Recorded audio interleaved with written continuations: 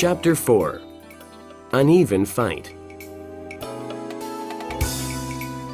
As the sun set, to give himself more confidence, he remembered the time in the tavern at Casablanca when he had played the hand game with the great negro from Cienfuegos, who was the strongest man on the docks. They had gone one day and one night with their elbows on a chalk line on the table. Each one was trying to force the other's hand down onto the table. They changed the referee every 4 hours so that the referees could sleep. The odds would change back and forth all night. Once the negro had the old man, who was not an old man then, but was Santiago El Campeon, nearly 3 inches off balance. But the old man had raised his hand again. He was sure then that he had the negro, who was a fine man and a great athlete, beaten. And at daylight he had forced the hand of the negro down and down until it rested on the table. The match had started on a Sunday morning and ended on a Monday morning. For a long time, everyone had called him the champion. After that, he had a few matches and then no more. He decided that he could beat anyone if he wanted to badly enough, and he decided that it was bad for his right hand for fishing.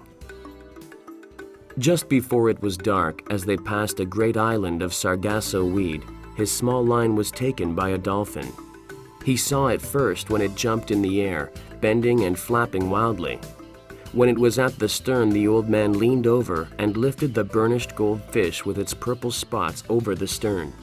Its jaws were working convulsively in quick bites against the hook.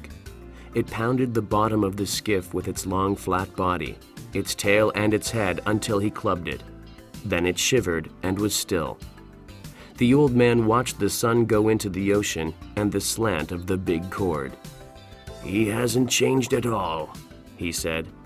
But watching the movement of the water against his hand, he noted that it was a bit slower. "I'll lash the 2 oars together across the stern, and that will slow him in the night," he said. "He's good for the night, and so am I." "I'm learning how to do it," he thought. "This part of it anyway. Then too, remember he hasn't eaten since he took the bait, and he is huge and needs much food. I have eaten the whole tuna. Tomorrow I will eat the dolphin." "How do you feel, fish?" he asked aloud. "I feel good, and my left hand is better, and I have food for a night and a day. Pull the boat, fish." He did not truly feel good because the pain from the cord across his back had almost passed pain and gone into a dullness that worried him. "But I have had worse things than that," he thought. "My hand is only cut a little, and the cramp is gone from the other. My legs are all right." It was dark now, as it becomes dark quickly after the sun sets in September. The first stars were out. He did not know the name of Regal, but he saw it and knew that soon they would all be out, and he would have all his distant friends. "The fish is my friend too," he said aloud. "I have never seen nor heard of such a fish, but I must kill him. I am glad we do not have to try to kill the stars." Then he was sorry for the great fish that had nothing to eat, and his determination to kill him never relaxed in his sorrow for him. How many people will he feed, he thought. But are they worthy to eat him? No, of course not. There is no one worthy of eating a fish with such great dignity. The old man rested for what he believed to be 2 hours. The moon did not rise until late now, and he had no way of judging the time. He was still bearing the pull of the fish across his shoulders. "But you have not slept yet, old man. It is half a day and a night, and now another day, and you have not slept," he said aloud.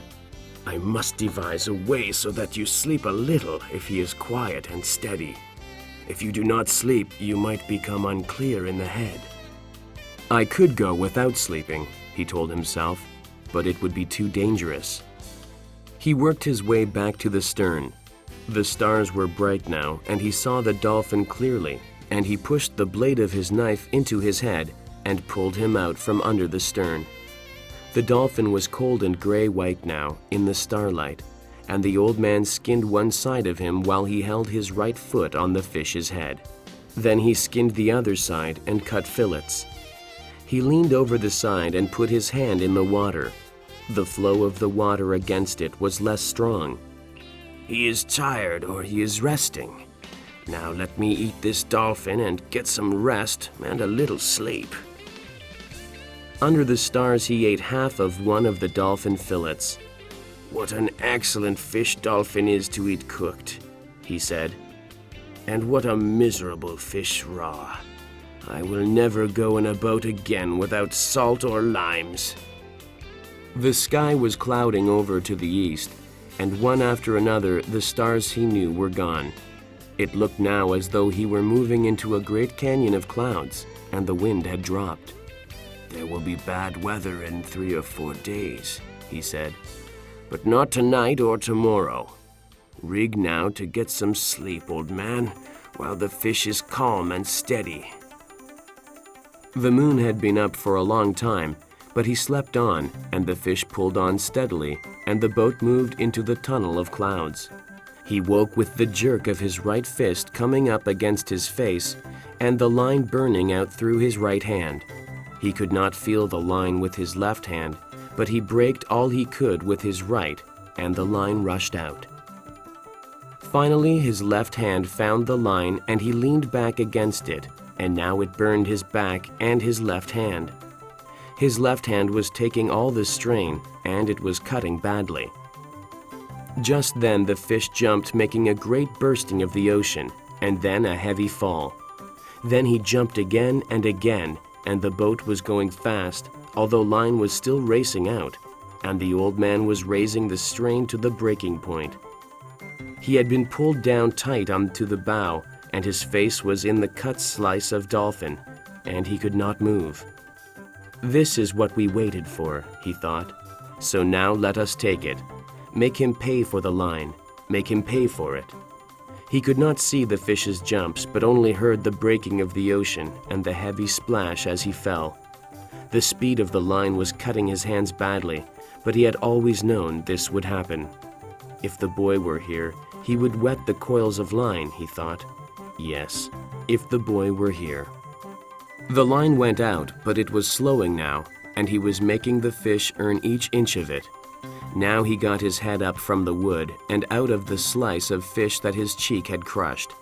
He was on his knees, and then he rose to his feet.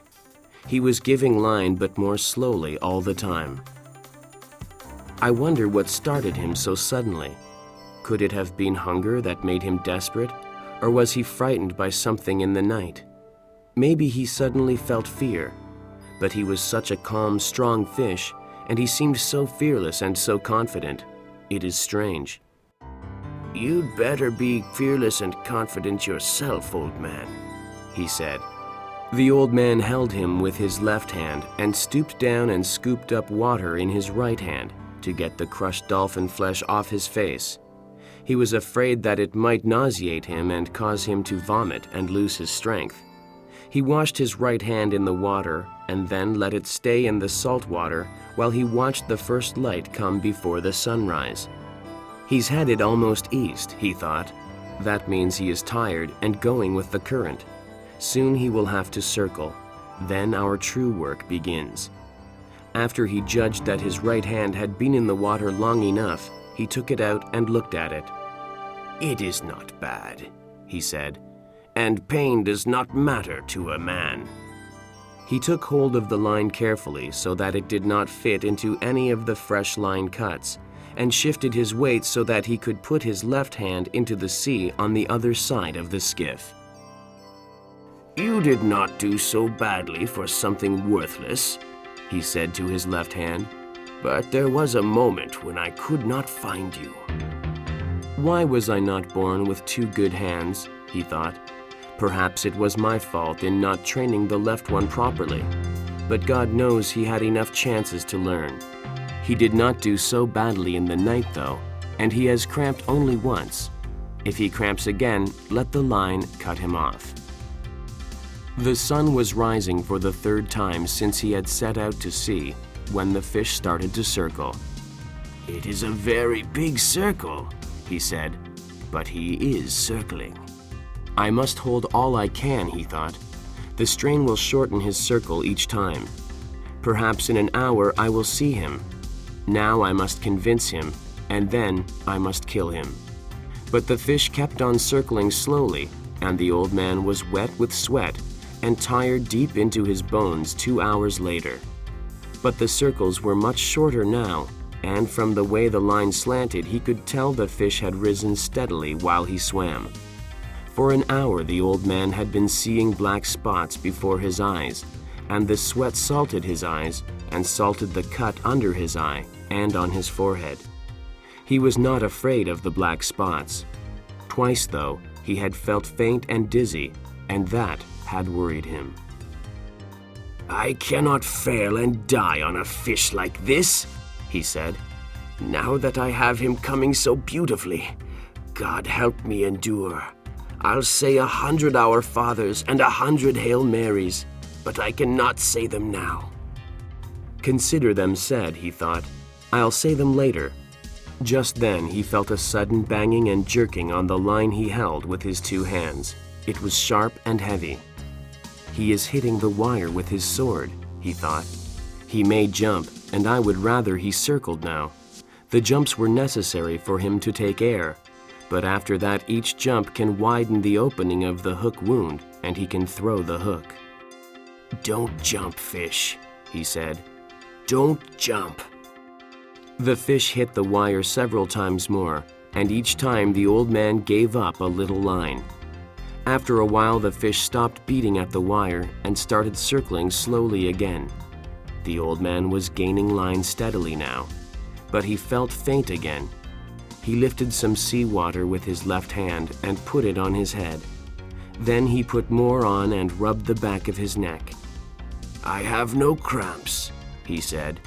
"He'll be up soon and I can last. You have to last. Don't even speak of it." He kneeled against the bow and for a moment slipped the line over his back again. "I'll rest now while he circles and then stand up and work on him when he comes in," he decided.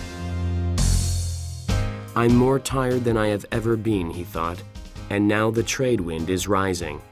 But that will be good to take him in with." The sea had risen considerably, but it was a fair weather breeze, and he had to have it to get home. "I'll just steer south and west," he said. "A man is never lost at sea, and it is a long island." It was on the 3rd turn that he saw the fish for the first time.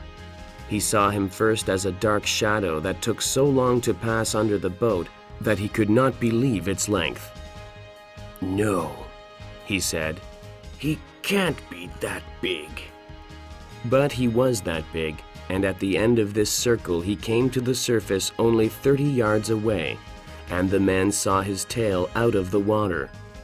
It was higher than a big scythe blade, and a very pale lavender above the dark blue water. As the fish swam just below the surface, the old man could see his huge bulk and purple stripes. His dorsal fin was down and his huge pectorals were spread wide. Then the old man could see the fish's eye. The old man was sweating now, but from something else besides the sun. On each placid turn the fish made, he was gaining line, and he was sure that in 2 turns he would have a chance to get the harpoon in. "But I must get him close, close, close," he thought. "I mustn't try for the head. I must get the heart." "Be calm and strong, old man," he said. The fish was coming in on his circle now, calm and beautiful, with only his great tail moving. The old man pulled on him to bring him closer. For just a moment, the fish turned a little on his side. Then he straightened himself and began another circle. "I moved him," the old man said. "I moved him then."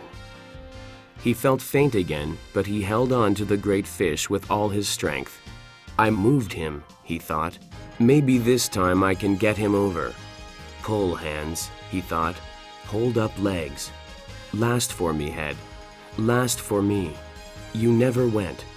This time I'll pull him over." But when he put forth all of his effort, the fish righted himself and swam away. "Fish," the old man said, "fish, you are going to have to die anyway. Do you have to kill me too?" That way nothing is accomplished, he thought. His mouth was too dry to speak, but he could not reach for the water now. I must get him alongside this time, he thought. I am not good for many more turns. Yes, you are, he told himself. You're good forever. On the next turn, he nearly had him, but again the fish righted himself and swam away slowly. You are killing me, fish, the old man thought, but you have a right to. Never have I seen a greater or more beautiful or a calmer or more noble thing than you, brother. Come on and kill me. I do not care who kills who. Now you are getting confused in the head, he thought. You must keep your head clear and know how to suffer like a man or a fish. Clear up, head, he said in a voice he could hardly hear. Clear up. He tried it once more, and he felt himself going when he turned the fish. The fish righted himself and swam off again slowly with the great tail moving in the air. I'll try it again, the old man promised, although his hands were mushy now, and he could only see well in flashes.